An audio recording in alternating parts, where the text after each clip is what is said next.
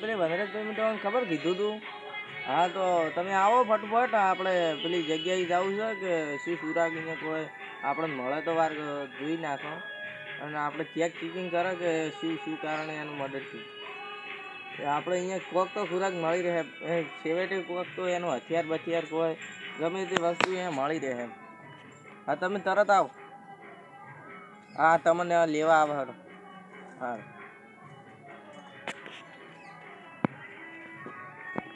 બંધ તમને થયો. हेलो हाँ सीआईडी. हाँ ओके मैं आ रहा हूँ. हाँ ओके.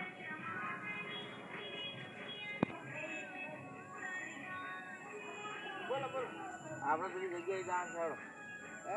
આપણે પેલી જગ્યાએ જવાનું, તમારે જે તમારા ભાઈનું મર્ડર થયું હતું એ પણ જવાનું છે અને શું સુરાગ મળે છે એ ચેક કરવાનું છે.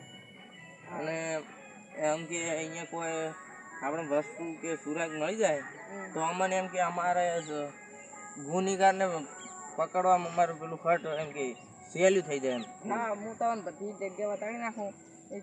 અને શું કરવા ગયા હતા શા કારણે એમનું મર્ડર થયું. આમ તો તમે બે હારી હતા તો પછી તમે હેડી જવાનું કારણ શું હતું કે તમે જતા રહ્યા ઘરે?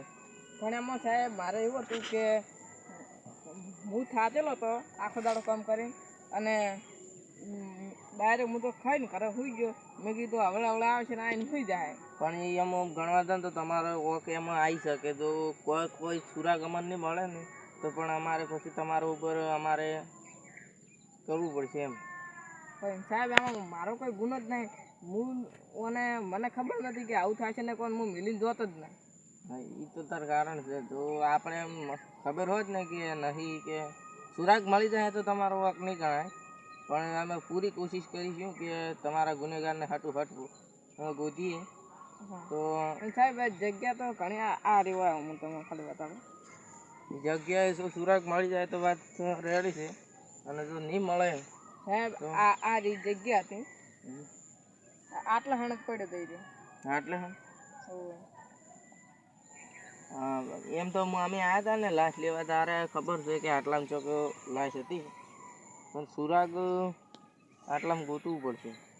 હા સાહેબ એ તો વાત સાચી.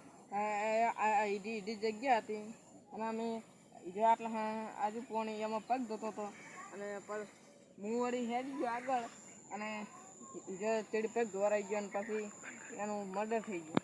અને પછી હું તમને ફોન કરું એટલે પછી હવે જો તમે તમારે ઘેર જવું જો અને હવે હું સુરાગ ગોતી કો તો નહીં મળે તો તમને લઈ જાય.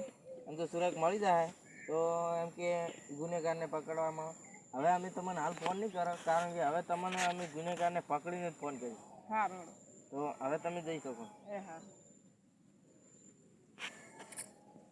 મારે હવે કોઈનો સુરાગ ગોતવો પડશે. તો સુરાગ નહીં ગણે તો મારે પછી પેલા લઈ જવા છે પછી બધો કેસ એમ કે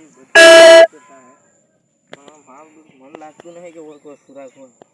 પણ સુરાગ હોય એ શકશે ના એ હોય પણ એ હવે જોવું જ પડશે.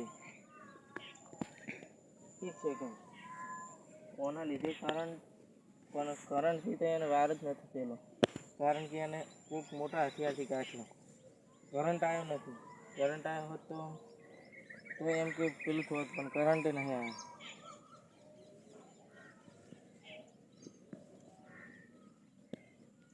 કોનાથી મદદ થઈ છે? કાશે હા લોહીના નિશાન પણ છે. ચાલો આને હવે લઈ ફરી જવું પડશે.